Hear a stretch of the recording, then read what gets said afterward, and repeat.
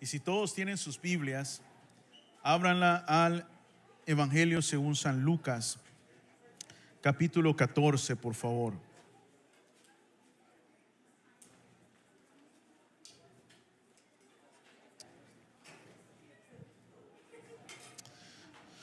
El domingo comencé este tema titulado Te costará todo, te costará todo. Y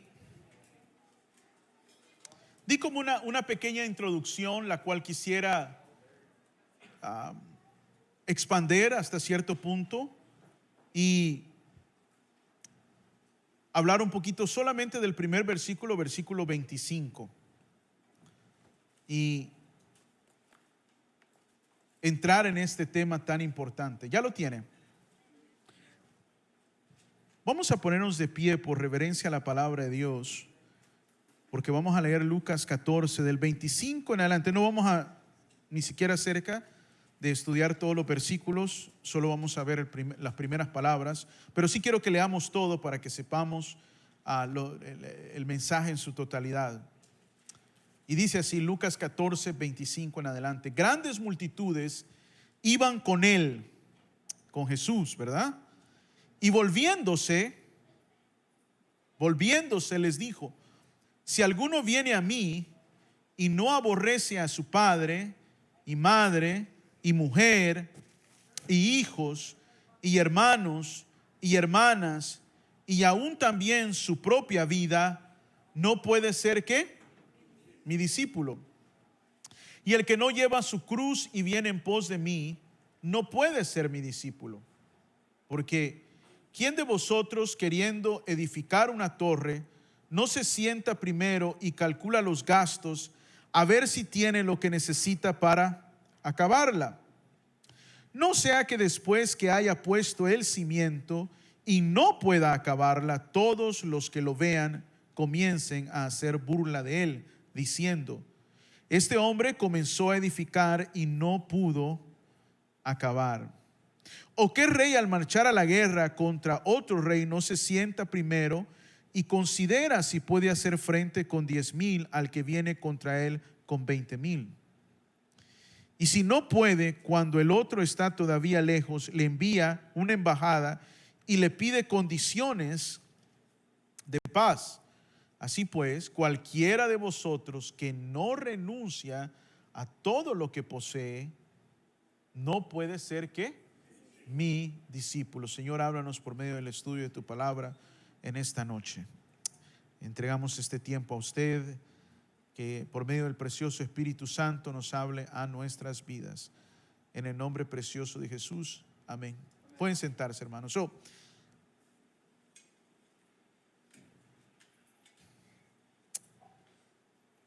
Jesús está a unos meses de ir a la cruz. Quiero que usted sepa esto. Está a unos meses de ir a la cruz. Este es su último año de los 3 años que él predicó. Cuando leemos esto, este es el tiempo, ¿ok? Cuando usted lee Lucas 14, al Señor le quedan unos cuantos meses más antes de ir a la cruz. Entonces su ministerio está por terminar, su ministerio de la predicación. Y esto es importante, porque aún en este momento la Biblia nos dice que había mucha gente que lo seguía. Y ese es el punto en el que quiero enfocarme en esta noche. ¿Por qué? Porque nosotros pensaríamos que es algo bueno, ¿sí o no? Mucha gente lo sigue. Mire, pastor, qué bonita estuvo la iglesia, bien llena. Y todos nos alegramos, ¿sí o no, hermanos? Mire, pastor, qué bonito estuvo el evento de Navidad, bien lleno. Correcto. Mire qué bonito estuvo lo que sea. ¿Por qué? Porque consideramos el número de la gente que llegó como un éxito espiritual. ¿Estamos de acuerdo? Cuando usted entra a un lugar, a la iglesia o cualquier lugar, y el lugar está lleno, usted inmediatamente dice: aquí está buena la cosa. Esta es una buena iglesia, o esta es una buena reunión, o esta es una buena conferencia, o este es un buen grupo. Porque identificamos la multitud con algo bueno. Y la multitud, bueno, nosotros la vemos como algo bueno, pero quiero que pongan ustedes atención a esto. Jesús, en los últimos meses de su ministerio, como dice aquí, grandes multitudes. ¿Qué quiere decir grandes multitudes? ¿Cuánto es grandes multitudes? Bueno, pueden haber sido cientos de personas, no eran decenas de personas, definitivamente tendría que haber sido cientos de personas. Miles, no sé, pudiese ser, pero yo me inclino a creer que eran cientos de personas. 300, 400, 500 personas, grandes multitudes. Lo seguían. Iban con él. ¿Qué quiere decir iban con él? Donde él iba, ellos iban. O sea, no es un servicio que él iba a predicar y ellos llegaron y cuando se acabó el servicio se regresaron. Esta gente iba a donde Jesús iba. Si se montaba en una barca e iba a otro pueblo, esa multitud buscaba la manera de ir con él a ese pueblo. No sé si me explico, esto es muy importante. Iban con él. Y dice, y volviéndose le dijo. Mucha gente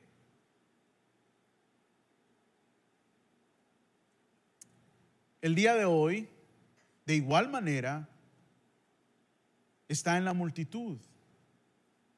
Van donde va Jesús, van a la iglesia que Jesús estableció, escuchan lo que Jesús predicó. Toda esta gente hacía eso, lo que nosotros hacemos el día de hoy. Están donde Jesús estaba, oían lo que Jesús decía y hasta cierto punto estaban dando su tiempo al mensaje que él estaba dispuesto a dar. A mí no andaban parrandeando, no andaban tomando, andaban haciendo algo bueno. ¿Cuántas veces usted ha dicho, ay Señor, si yo no hago nada malo, yo hasta la iglesia voy?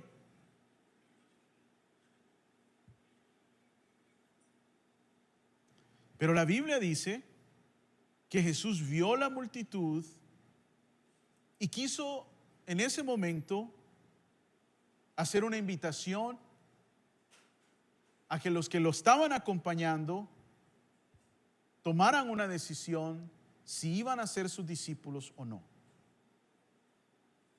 Y al hacer la invitación, no utilizó palabras suaves. Yo creo que si usted y yo, alguien nos diera una invitación así, diríamos que ni siquiera es una invitación. ¿Estamos de acuerdo? Jesús no escoge las palabras más agradables para invitar a la gente. En realidad, Él escoge las palabras probablemente más difíciles de aceptar en toda la Biblia. En toda la Biblia.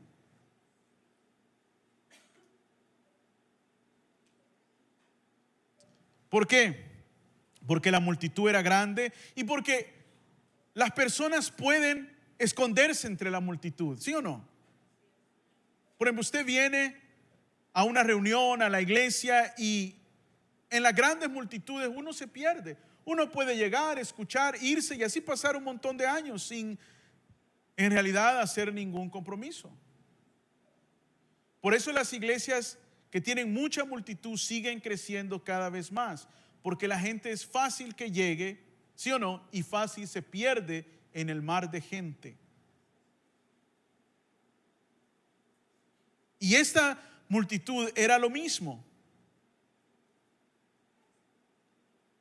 Y el mensaje que el Señor da es muy, muy difícil.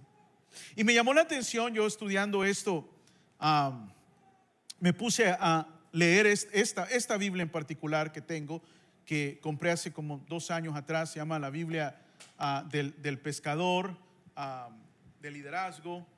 Y la compré por algunas notas que tenía y porque es la Reina Valera y es la Biblia que más he leído toda mi vida. Pero luego me puse a ver qué comentario, porque es una Biblia que tiene comentarios, no extensos, pero ciertos comentarios, no de todos los versículos, pero de los versículos claves. Y me puse a ver cuál era el comentario de esta Biblia acerca de este pasaje tan importante en la Escritura. Y cuando Jesús dijo acerca de quién se pone a construir una torre, etcétera, etcétera, el comentario de esta Biblia fue esto: consejería, dijo esta Biblia, conflictos personales, finanzas, cómo prevenir las deudas. Seamos realistas al momento de establecer metas y proyectos, administrando cuidadosamente nuestro presupuesto. ¿Qué tiene que ver eso con lo que Jesús estaba diciendo cuando dijo construir una torre? No tiene nada que ver. Entonces dije yo, bueno, quizá, porque no es la única vez que Jesús dice esto, está en otros evangelios. Quizá el comentarista de esta Biblia hizo un comentario de este versículo en las otras veces. So me fui a las 6 diferentes otras partes que Jesús dice lo mismo. En ninguna parte el comentarista de esta Biblia habla acerca de lo que Jesús está hablando, que tomen una decisión. ¿Por qué? Porque la gente no quiere oír ese mensaje. La gente rechaza ese mensaje. La gente se incomoda con ese mensaje. ¿Sí me explico, hermanos? La gente solo quiere oír acerca del amor de Dios y no de la ira de Dios. Solo quiere oír del amor de Dios y no del juicio de Dios. Y no podemos hablar del amor de Dios sin primero decir que Dios es justo. No podemos hablar de la salvación de Dios si no hablamos primero de que Dios condena. ¿Cómo podemos hablar de la salvación si no hablamos de la condenación primero?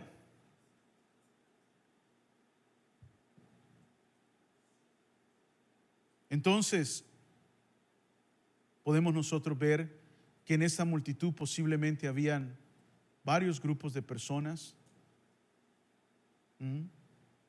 Estaban los que estaban genuinamente comprometidos de seguir a Jesús. Había arrepentimiento en sus vidas, habían dejado su vieja manera de vivir. Tal era el caso de los apóstoles. Ellos habían dejado todo. Definitivamente ellos eran parte del grupo que estaba comprometido con el Señor Jesús. Luego quizá había otro grupo. Lo vemos por las diferentes interacciones que tuvo Jesús con mucha gente a través de los evangelios. Curiosos, como el joven rico, ¿sí o no? Como muchos que se le acercaron al Señor. Jesús les llamaba la atención. La Biblia dice que la gente se maravillaba de la enseñanza de Jesús, que Él no era como los demás, que no hablaba como los demás. Jesús era especial y la gente lo podía ver. Él no hablaba como hablaban los fariseos. Él no enseñaba como enseñaban los demás. This guy is special. This guy got something about him. And I like how he talks. And I like how he shares. And you know what? I like him better than the guy that preaches at my synagogue. Me gusta más. Mucha gente me ha dicho eso a mí. No, pastor, es que a mí me gusta cómo usted enseña, pero no cambias, ¿verdad? Solo te gusta. A mucha gente le gustaba cómo Jesús enseñaba. Le gustaba que enseñaba de una manera especial. Le gustaba que enseñaba con autoridad. Pero hay una gran diferencia entre que a usted le guste escuchar la palabra a que usted la obedezca. Y escucharla no lo va a llevar al cielo. ¿Sí me explico, hermano? It won't. La palabra debe de hacer un efecto en su vida. ¿No le llama la atención que Jesús dijo: y en aquel día muchos me dirán, Señor, Señor, en tu nombre? La iglesia está llena de gente curiosa.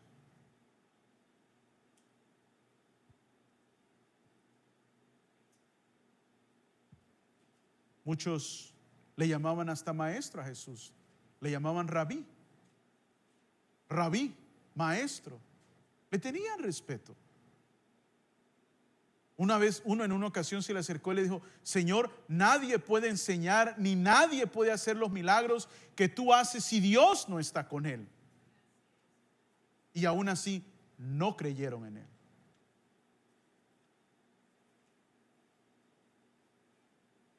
Otros eran más cínicos, o sea, tenían más reserva. El Evangelio nos dice que gente decía de él: ¿no es este el hijo del carpintero? ¿No es su madre María? ¿No están sus hermanas con nosotros? ¿Quién es este? Sigámoslo. Pero era una constante crítica acerca de él. No sé si me explico. Y eso sucede también en la iglesia. Yo voy a la iglesia, pero ¿qué te pareció el sermón? Esta vez, creo que esta vez sí predicó bien el pastor. Right? Me gustó. Como si fuera un concurso de, right? ¿Cuánto nos ha pasado eso? Eso pasa muchas veces con los cristianos ya de años. Nos volvemos cínicos. Nos volvemos cínicos, desconfiados. Amén. Vamos a ver. Y transferimos esa desconfianza a la obra y a la presencia aún del Señor. Algunos decían: este no puede ser el Mesías. ¿De dónde viene? No puedo leer todos los versículos, nos tardaría mucho tiempo, pero preguntar: ¿de dónde viene? ¿Sí o no? Algunos dijeron: de Nazaret viene. Con eso me dijiste todo. Varias veces dijeron: qué bueno puede salir de Nazaret.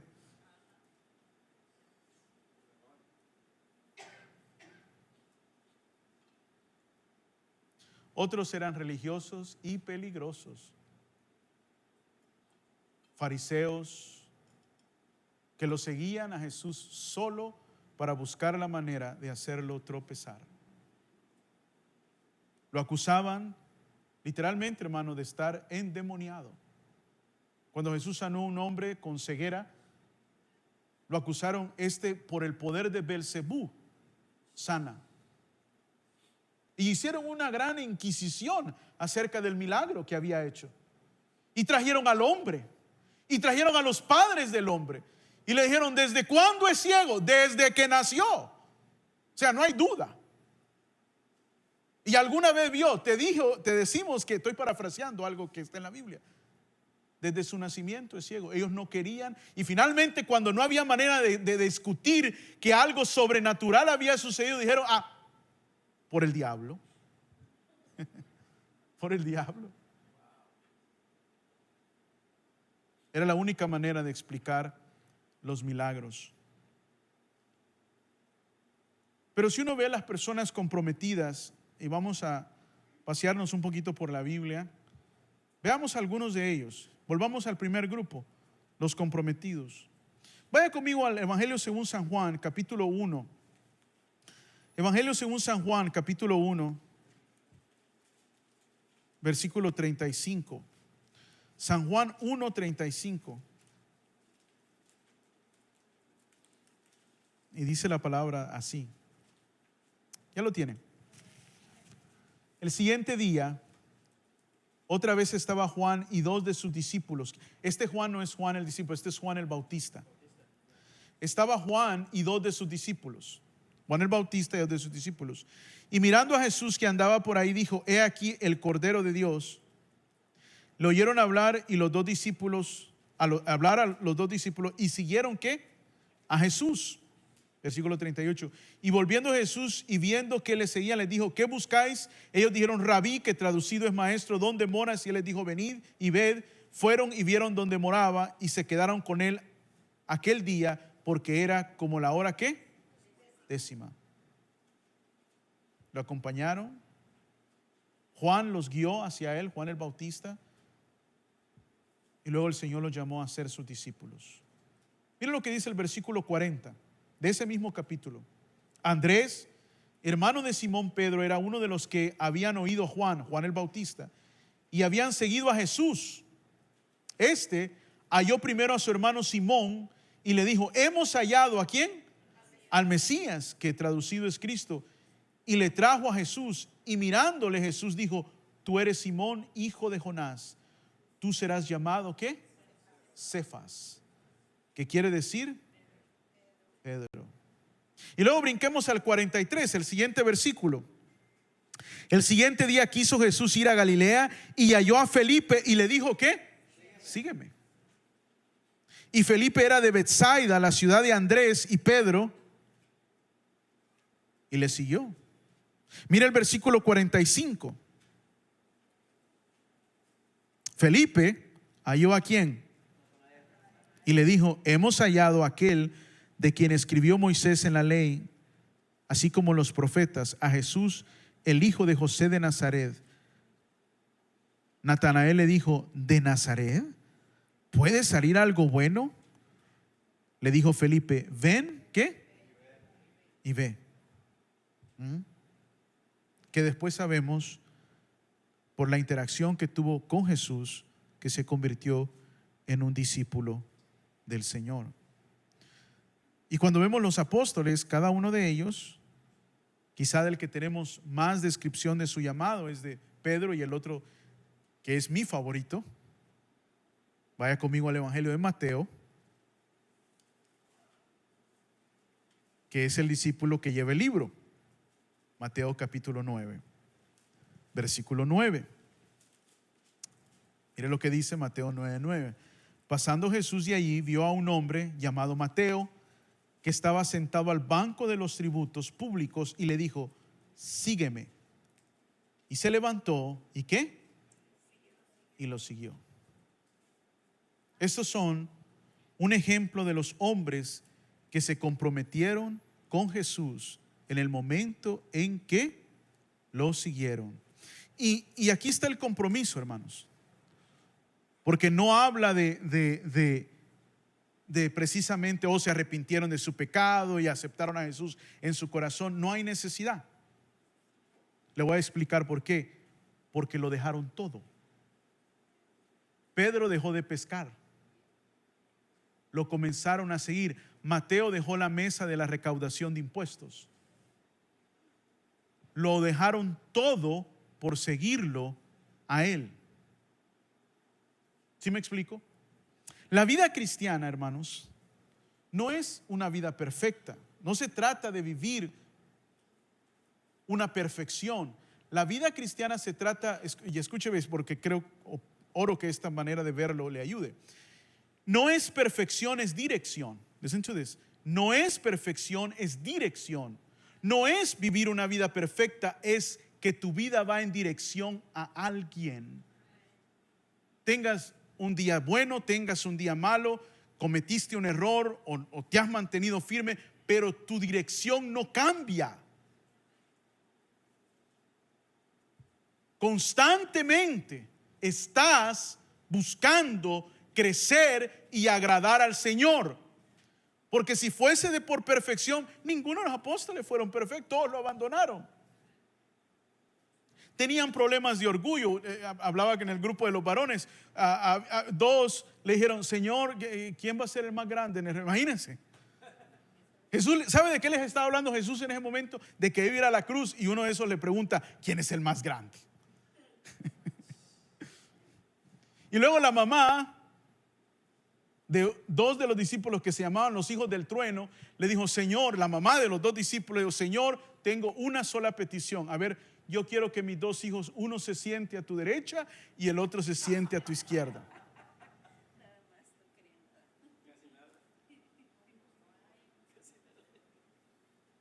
Ahora, nosotros mirándolas en retrospectiva, como mis hermanos, nos podemos reír, pero muchos tenemos, o todos tenemos algún tipo de esa actitud. ¿Sí o no? Uno de los grandes problemas de la iglesia primitiva del primer siglo fue lo que Pablo atendió con el partidismo. La iglesia de Corinto tenía un problema entre los que querían seguir y apreciaban más a Pablo, los que querían a seguir y apreciar más a Apolo, y los que querían y apreciaban más a Pedro. Y había unos que osaban decir, no, pues yo soy de Jesús. O sea, hasta el Señor, que no se le puede comparar con nadie, hasta Él estaba en la tómbola. Ahora también había también había mujeres. Vaya conmigo al Evangelio según San Juan. ¿Ya lo tiene?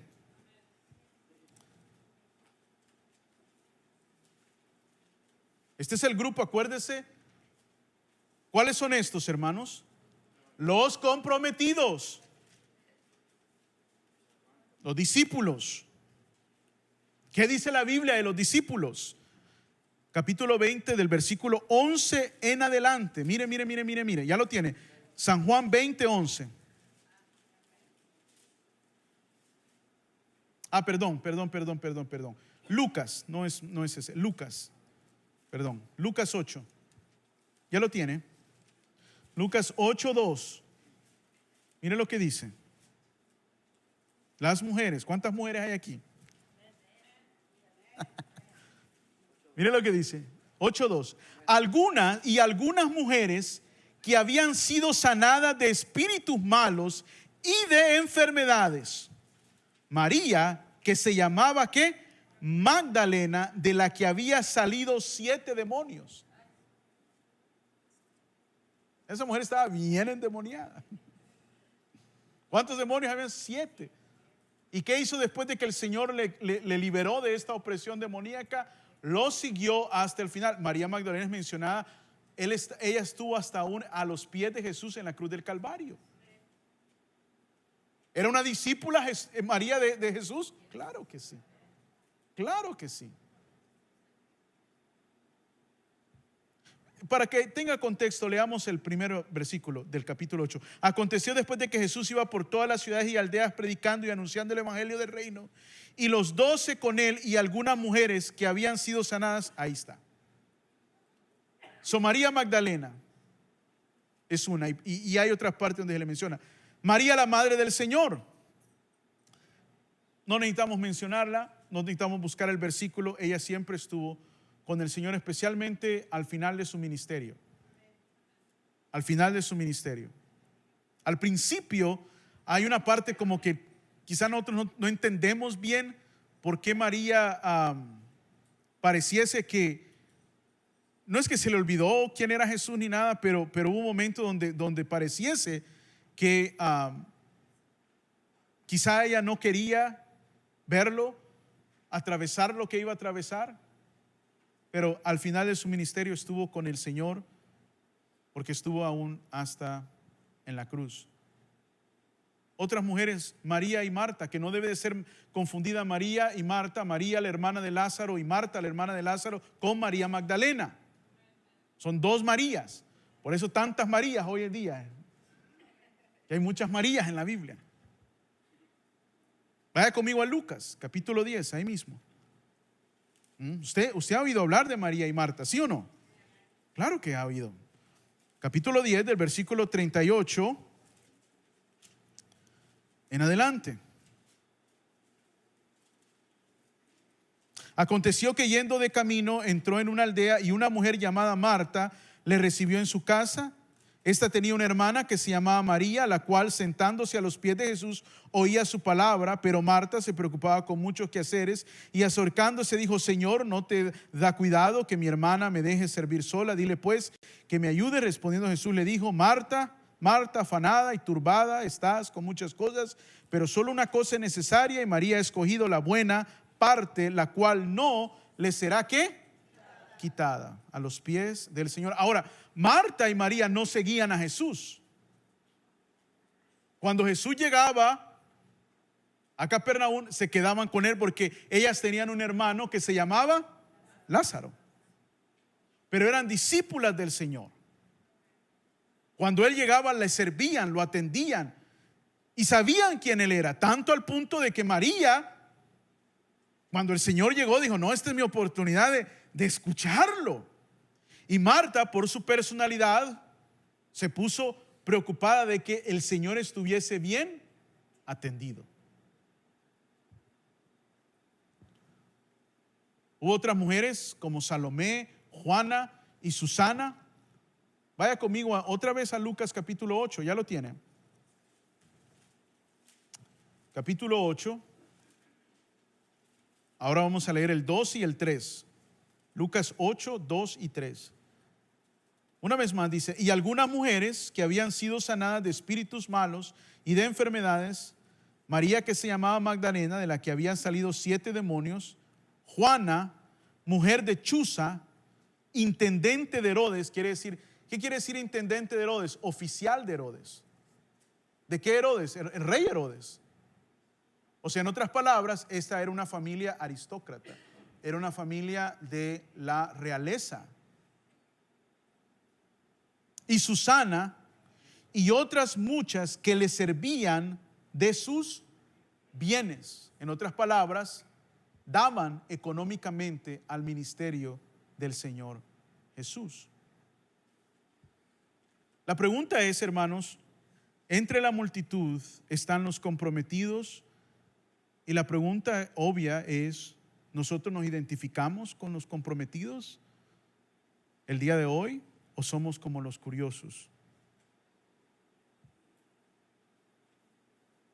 Los curiosos, hermanos, se impresionan o se impresionaron con Jesús con las cosas buenas que Él hacía: darle de comer a los pobres, sanar a los enfermos, como el día de hoy. La gente, ¿quién no va a aplaudir, hermano, cuando la iglesia da comida? ¿Quién no va a aplaudir cuando la iglesia construye un hospital? ¿Quién no va a aplaudir eso? O sea, tendrías que ser muy malo en tu corazón para no aplaudir, muy retrasado mental, muy incapaz. Todos aplaudimos eso. ¿Correcto? Por eso las multitudes seguían a Jesús, porque estaban de acuerdo con las cosas buenas que Él hacía. Porque ¿quién va a estar en desacuerdo que a un ciego se le regrese la vista? ¿Quién va a estar en desacuerdo que a un enfermo se le sane? Nadie va a estar en desacuerdo con eso. It's just common sense. El problema que hizo que la gente dejara de seguir a Jesús no es por las cosas buenas que hacían, sino por las palabras que les dijo. Y eso es lo que marca la diferencia entre los curiosos y los discípulos. Los curiosos les atrae y les gusta las cosas buenas que se hacen en el nombre del Señor, pero no les gusta la verdad. No les gusta la palabra arrepentimiento. No les gusta la palabra compromiso. En el momento que la escuchan, como esta multitud, se apartan del Señor. ¿Sí me explico, hermanos? Como mencionaba el domingo.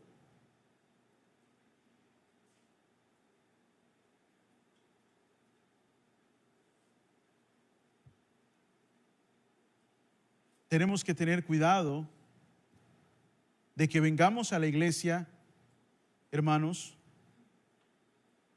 por Jesús, ni siquiera por la gente.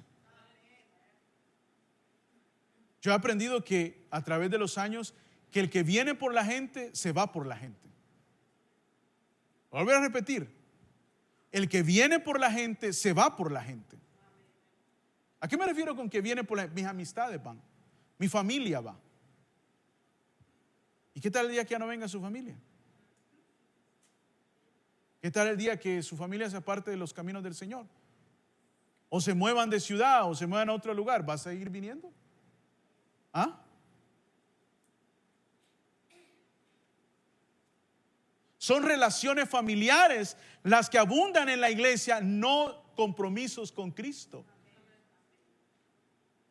Y muchos nos engañamos porque nuestra familia está aquí. Están aquí porque tú estás aquí, porque tú sirves en el ministerio, porque tú tienes una posición importante. Pero en el momento que tú no estuvieras, porque el Señor te lleva, dejan de venir en una fracción de segundos, porque no están comprometidos con Cristo. Tienen afinidad familiar. Es duro, ¿no, hermanos? Pero es la verdad. ¿Y usted cree que personas así caminan con el Señor? No están caminando con el Señor. Vienen, pero su vida no refleja el carácter de Cristo.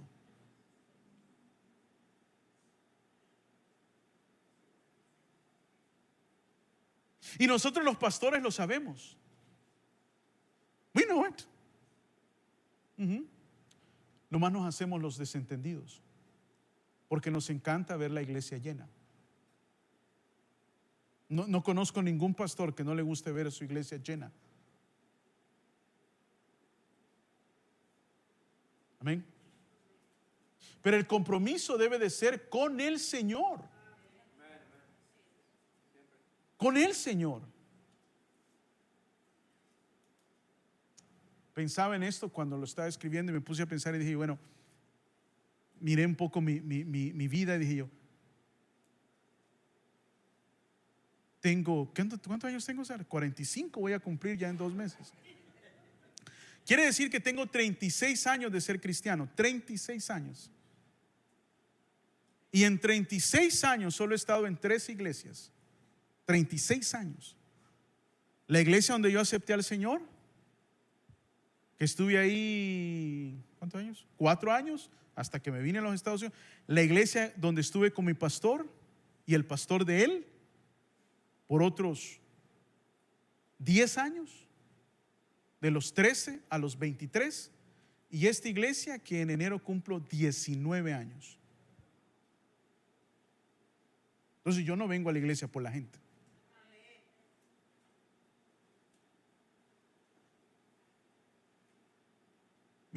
Pensando en ese giro, cada 10 años casi el 90 o el 80% de la gente que viene a esta iglesia cambia. ¿Sabiste eso?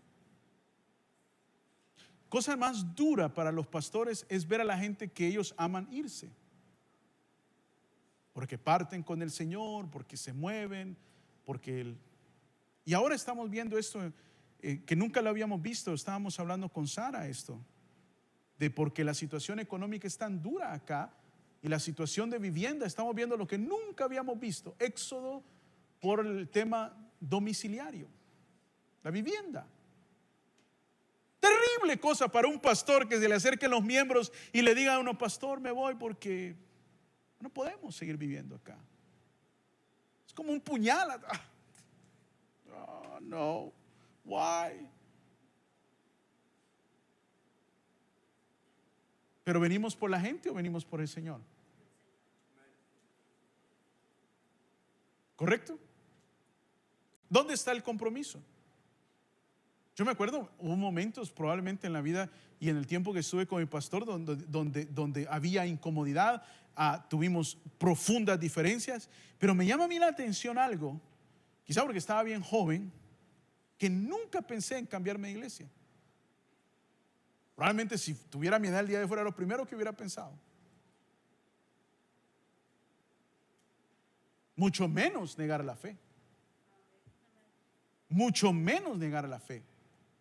Apartarme del Señor, inaudito. ¿Cómo es? It doesn't make any sense. O sea, a lo mejor me cambio de iglesia, pero dejar la fe. Y luego hablar mal de la fe, hablar mal de la iglesia, hablar mal del Señor. Es un apóstata, merece el infierno. Y está condenado. Y está condenado. Porque habiendo probado el don y la misericordia de Dios, ahora lo rechaza. Eso se llama un apóstata y es peor que un incrédulo. No lo digo yo, lo dice el libro de los Hebreos. Va y léalo. Su compromiso es con el Señor. Y los curiosos no tenían compromiso con el Señor. Les gustaba lo que el Señor hacía, pero en el momento en que el Señor lo volteó a ver y les dijo el precio que tenían que pagar, ese fue el último día que lo siguieron. Yo lo dije eso en la oración el día martes. Usted se va a San Juan capítulo 6 versículo 66.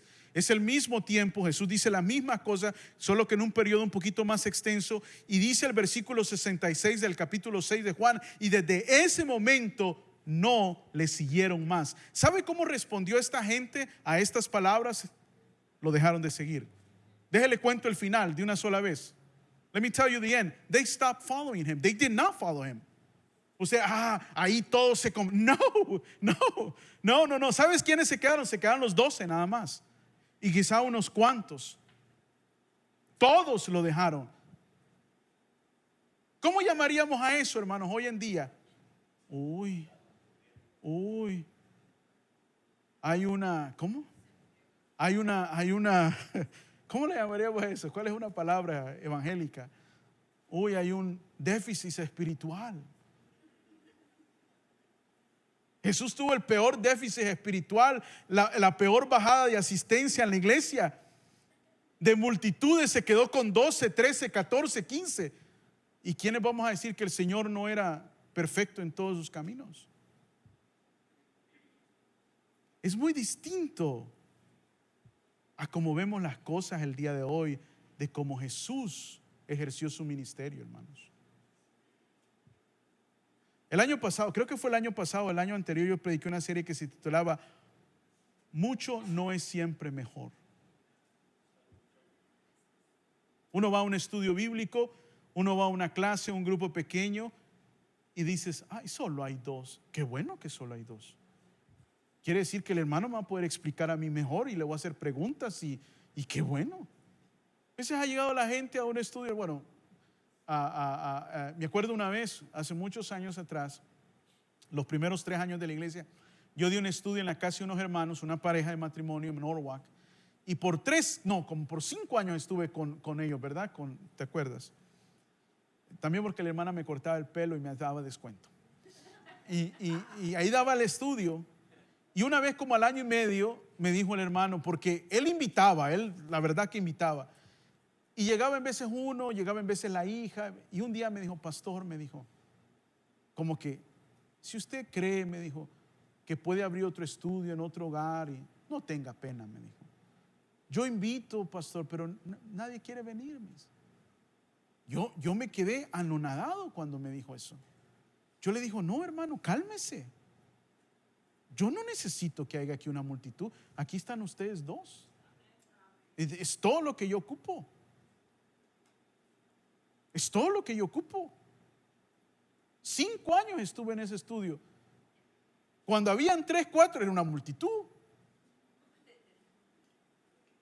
Llegamos a un estudio, hay 20 personas, ahí entre a 20, 10 no dijeron nada. Y de esos 20, 10 están viendo más el teléfono, pensando en otras cosas y haciéndose los disimulados, pero la mente natural, mientras los otros 5 que sí están comprometidos están hablando. Pero si solo tengo a 2, nadie se puede esconder. A ver, ya habló ahora habla tú. Right? You can focus better on people. ¿Por qué el Señor solo escogió a 12? ¿A poco no él podía con más? ¿A poco no podía el Señor con más? Pero solo 12. 12 de los estudios, dije, 12 es el número perfecto que una persona puede invertir y enseñar sin que ninguno se pierda la atención, a lack of attention to someone, en un ministerio como el Señor, que andaban con él para arriba y para abajo. 2 es muy poco, 13 es muy poco, 12. Eso no quiere decir el G12, esos son herejes. ¿Sí me explico? No estoy hablando de eso. Porque alguno puede decir, pastor, ¿usted ha oído? No, I'm not talking about that. Bueno, no son herejes, pero son 3 cosas. Anyways. So Jesús les hace el reto, que tomen una decisión. Lo están siguiendo y él lo volteó a ver y le dijo, ok, that's it, bro, that's it. Make a choice. Make a choice. Al predicar, hermanos, el evangelio, al predicar la palabra de Dios, al predicarlo como es debido, también yo estoy haciendo eso con ustedes. Ustedes tienen que tomar una decisión. Amén. Ustedes tienen que tomar una decisión. Porque la comodidad no es la prioridad de la predicación de esta iglesia. Ustedes tampoco no son la prioridad número 1 de la iglesia. La prioridad número 1 de la predicación es la gloria de Dios y el honor a su nombre. Esa es la prioridad. Ni siquiera es lo que yo quisiera decir. No sé si me explico, hermanos.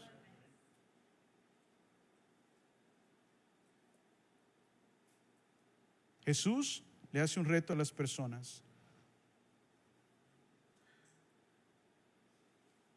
No me acuerdo con quién era que hablaba esta semana. Habló con tanta gente. Pero les decía que, ¿con quién le dije esto? No me acuerdo.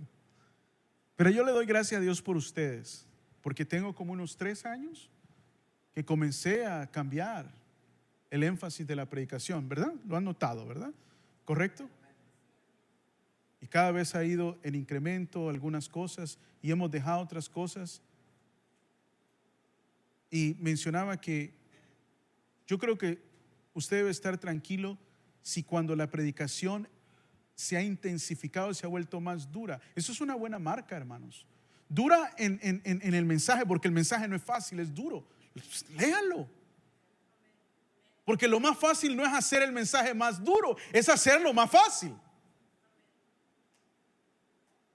Yo sé cómo predicar psicología, yo sé cómo predicar sermones que atraen, yo sé. Pero eso no es la predicación. That's not preaching, that's not biblical preaching.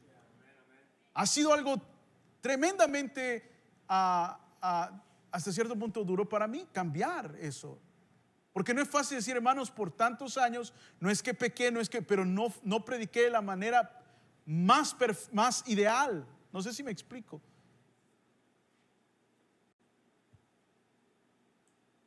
Entonces le decía a esa persona, le doy gracias a Dios por la iglesia, porque de todos estos años que he estado hablando acerca, y comenzamos con el tema el señorío de Cristo, ¿se acuerda? Hace 3 años atrás, el señorío de Cristo, cuando hablé del esclavo, el dulos, el siervo, porque eso a mí me explicó tantas cosas que yo dije, es que esto así es. Esto así es, este es el evangelio, porque hay cosas que no hacen sentido en la iglesia el día de hoy, en la iglesia evangélica, hermano, llenas y la sociedad está tan mal. Hablaba con unos hermanos en una clase hace como unos 6 meses atrás, y hablamos de uno de los países de Latinoamérica, específicamente Centroamérica. Es el país con el mayor porcentaje de evangélicos, hermanos. El 66% de la población se confiesa como evangélico. Y es uno de los países con más violencia, con más crimen y más corrupción. ¿Cómo puede ser eso? Usted dígame a mí, ¿cómo puede ser eso? Que en un país donde el 67% dicen ser, dijeran que fueran católicos, pero evangélicos. ¿Qué quiere decir eso, hermanos? Que la iglesia está llena de emprendedores, entrepreneurship, right? Emprendurismo, emprendedores. I can care less about teaching about that. ¿De qué te sirve ser emprendedor aquí si te vas a ir al infierno? Pero la iglesia está llena de enseñar a la gente cómo ser emprendedores. ¿De qué le sirve al hombre ganar el mundo si pierde su alma? Estamos convencidos, hermanos, que si nuestra vida está alineada con la voluntad de Cristo, usted va a tener una vida de éxito. Su familia va a estar bien, sus finanzas van a estar en orden, amén. Su salud va a estar en orden, sus prioridades van a estar en orden, porque Cristo lo compone y lo arregla todo y lo pone perfecto. No necesitamos nada del mundo. ¿Qué necesitamos nosotros del mundo? Nada. Nada, hermanos. Todo lo tenemos en Cristo Jesús. ¿Me explico? ¿Qué podemos nosotros aprender de nuestra sociedad el día de hoy? ¿Qué podemos aprender, por ejemplo, bueno, anyways, I'm just going to advance. Pero yo creo que usted me entiende. Jesús mira a la multitud, le hace un llamado para que tome una decisión, y ese llamado lo vemos de diferentes maneras, pero es el mismo en todos los evangelios. En una ocasión les dijo: entrad por la puerta estrecha, porque ancha es la puerta y espacioso el camino que lleva a la perdición, y muchos son los que entran por ahí. Amén. Muchos son los que entran por ahí. Vivimos, hermanos, viniendo a la iglesia, debemos de consagrar al Señor. Uno de los pasajes que cuando lo estudié y lo prediqué, lo he predicado como 3 veces, es el pasaje del joven rico. ¿Se acuerda del joven rico? Ese es impactante, hermanos. Es impactante. Lo leemos hacia lo rápido, no le ponemos la atención. Porque ese joven es un prototipo perfecto de alguien que hubiéramos aceptado en la iglesia con los brazos abiertos. No me den uno, denme 20 de esos. Amén. Miren, joven quiere decir no de 20, o sea, de buena energía, ¿no? Líder, porque era líder, dice la Biblia, era líder del pueblo. Buena reputación. Religioso, porque dice, desde mi juventud he obedecido todos los mandamientos. Imagínense. Y rico. Se iba a soltar la ofrenda a la iglesia. No. It was a package deal. Usted dirá, listen to this. Usted, no, Jesús no le importa el dinero. ¿Y no vio que las mujeres lo apoyaban económicamente? ¿O no leyó eso ahorita conmigo? ¿No leyó? Dinero tenía que entrar. ¿Y cómo le daba de comer Jesús a los 12 3 veces al día? Ellos andaban predicando nada más. Hace unos días atrás alguien preguntaba en una clase que di de pastorado acerca del salario a los pastores. Eso es bien fácil, hermano. Lea la Biblia. Pablo dice, Señor, está establecido por el Señor que el que sirve y predique el evangelio viva del evangelio. Es simple si usted cree la palabra de Dios o no la cree. Así es de simple.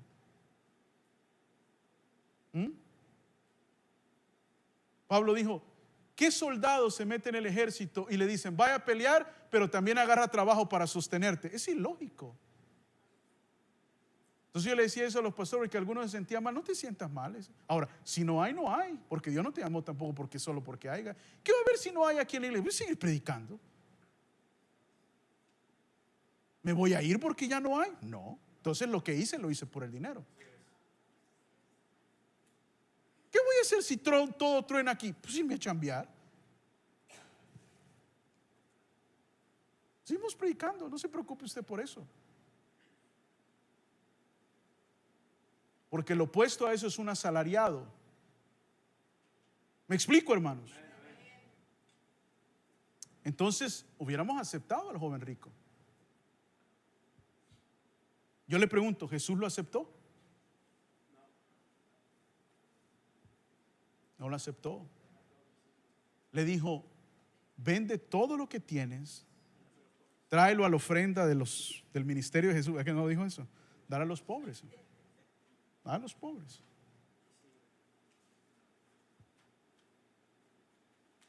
Algunos han dicho, ¿es correcto diezmar? Yo le pregunto, ¿es correcto que usted dé al Señor? No lo quiere dar aquí, délo en otro. El problema es que no da nada, ni aquí ni en ningún lugar. Es un hipócrita. Ser hipócrita. Si usted me dijera, lo doy a reponerlo, pues está bien. Being a hypocrite.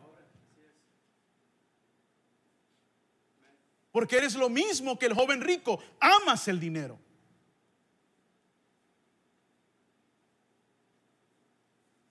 Si usted da $100 a la iglesia, pero dar 120 ya lo entristeció, no de los 20, solo de los 100. Porque los 20 te hicieron que perdieras la bendición. No lo digo yo, lo dice la Biblia. No sé si me explico, hermano. Da lo que te da alegría dar y dices, con alegría doy esto, sea lo que Dios te puso en tu corazón. Ahora, hay una hipocresía también esto, lo que Dios me puso. Lee lo que dice antes. El que siembra escasamente. Ahí está en Corintios, el mismo pasaje. ¿Por qué está eso ahí? Para examinar nuestro corazón.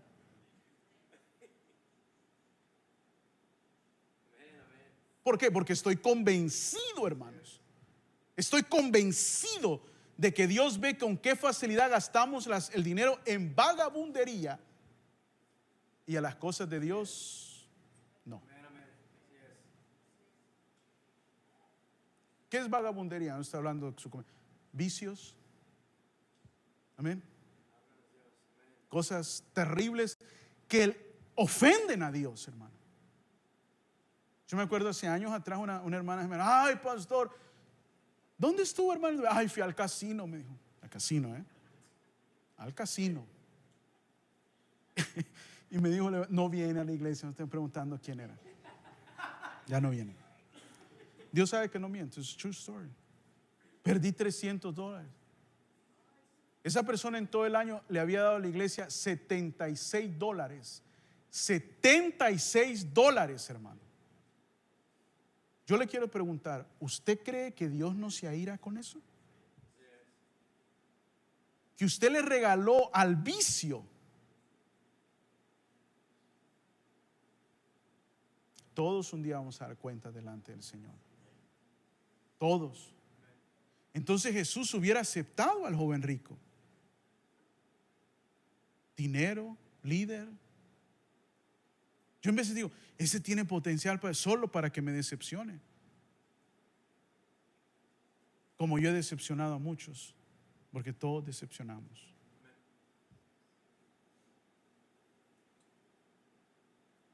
Hay veces que usted ve a la gente y dice, ese tiene corte, tiene una hija, y ve al novio, ese me gusta, lo veo guapo, lo veo aquí, lo veo allá. Pero tú no conoces el corazón. Ese se ve bonito por fuera, pero por dentro está podrido. Mejor el humilde, mejor el que, no lo pudiste agarrar un poquito más alto, mija. Sí, pero ese le va a dar una vida preciosa a tu hija, a tu hijo. Preciosa. Hace años atrás, no voy a mencionar nombres, hablaba con una joven y me dijo, pastor, le presento a mi novio. Feíto. Feíto como ni su mamá lo quiere.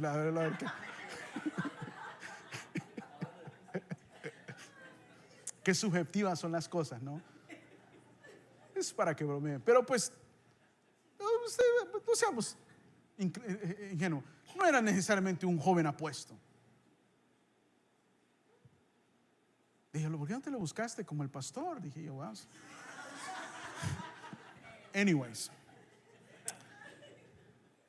Y yo miré y le dije, como a los 2 meses a esta joven, porque la joven es de buen parecer, señorita de buen parecer, educada, buena familia.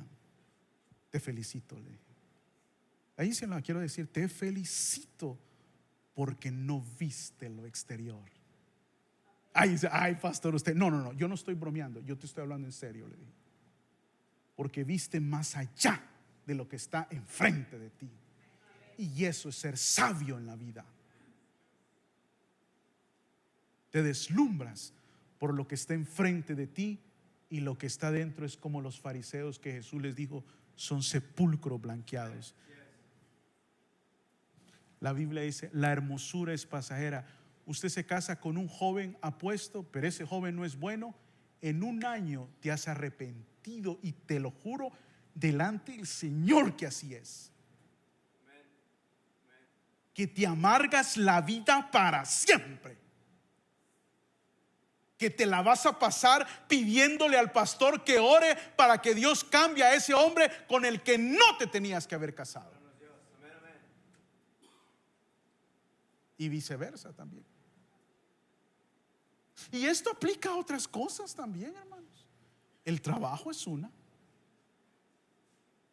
Ay, pastor, fíjate que ore por mí, ore por mí. Amén. Encontré trabajo, fíjate que lo único, pastor, ya no sabe ni cómo decirme, ¿no?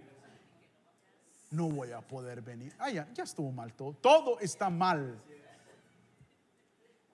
Todo está mal, porque lo más importante es lo primero, que el buen trabajo te hizo sacrificar. ¿Usted sabe cuánto sacrificamos nosotros? Hace como 2 años les he contado, y con esto termino, ya los dejo ir. Y mi esposa fue mucho más espiritual que yo. Le ofrecieron una posición en el trabajo que todavía tiene mi esposa, pronto ya lo va a dejar. Y pues le iban a pagar un poquito más, y pues claro, qué bueno. Pero le dijeron, por 6 meses estás esclavizada aquí. Tú tienes el peor horario, fines de semana, todo. Y yo le dije a Sara, pues ¿y qué piensa? ¿Qué voy a pensar? Me dijo. No le miento porque hay pecado mentir. Yo decía, no, y a mí me incomoda. Yo dije, ¿qué voy a pensar? Me dijo. Me va a impedir ir a la iglesia. Y pues, ¿qué? Tienes razón. Tenía yo 20, ¿cuántos años? 21 años, trabajaba para la Robinson May. Vendía zapatos. Yo quería ser manager. Yo quería andar con el teléfono de manager. Sí, no es buena onda andar con el teléfono y te ponían una florcita acá en la Robinson May. Y a mí como siempre me ha gustado usar sacos y andar acá y te llaman y can I call the manager please? Y a llegar y decía, yo voy a llegar y how can I help you? Y o sea, yo me imaginaba, ¿no? Y la store manager me dijo, Victor, you've been working, blah, blah, blah, blah, blah. We're going to offer you junior management. Me dijo, really? Yes. It's going to be un departamento pequeño, me dijo. Wonderful. Eso sí, me dijo, yo sé acerca de tus domingos off.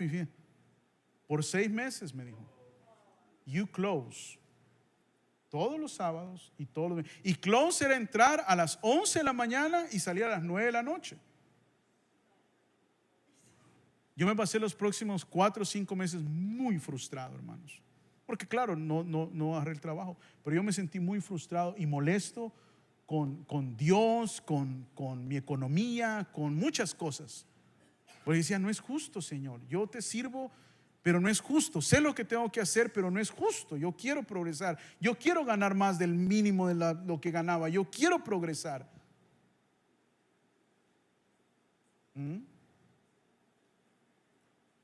Y finalmente renuncié a ese trabajo por la gran frustración que sentía. Y me acuerdo que me quedé sin trabajo y una amiga que trabajaba ahí, después de tener 5 días de no trabajar, me llamó y me dijo, mira, me dijo, entré al banco, me dijo, al banco, ay, qué bonito el banco. ¿Por qué no vienes a aplicar? Me dijo. Fui a aplicar y cuando fui a aplicar, estaban ejerciendo un programa piloto para contratar. Y todo un proceso bien bonito. Y empecé a trabajar en el banco. Trabajo que más disfruté. Cuando yo dejé mi trabajo en el banco me costó. Es más, les cuento esa historia y con eso termino. Otra historia. Hace como 2, 3 años atrás veníamos manejando, José se acordará. No me acuerdo por qué veníamos manejando por Irvine. Y yo trabajaba en Irvine. Y le dije, mira, ahí está donde yo trabajaba. Y como que me dio nostalgia y me dijo, y le dije yo, ¿dónde estaría yo en el banco si no lo hubiera dejado? Y como que José oyó como que renegué, como que me oyó insatisfecho con mis palabras. Y nunca se me olvida lo que me dijo José. Me dijo, hiciste algo mucho mejor y más importante, que fue servir al Señor en la iglesia. Y eso amén, dije yo. Es verdad. Jesús le dijo a la gente, no está dispuesto, no puede ser mi discípulo. Una vez se siente víctima, siente no es justo, Señor, y por qué y todo. Solo estudiando la vida del apóstol Pablo, hermano, se nos quita todo eso. Qué hombre para sufrir, hermano, por el reino de Dios. Qué hombre para sufrir. No, hermanos. ¿Verdad, Gonzalo? Hemos estado estudiando.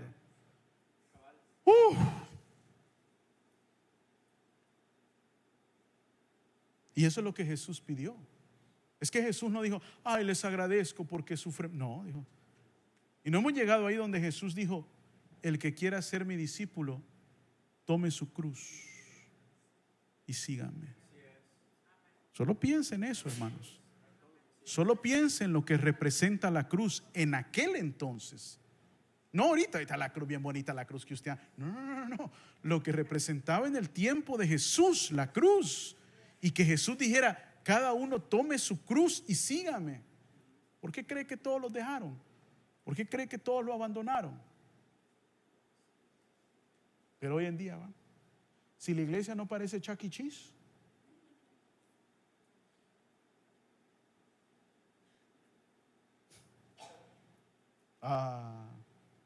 por eso en aquel día el Señor a muchas personas le va a decir, no te conozco. I don't know you. Mi oración que sea todos menos los de esta iglesia. Pero yo sé que aún en medio de nosotros habrá gente que Dios le diga, no te conozco. It's just that way. Yo lo que oro es que no sea usted ni sea yo.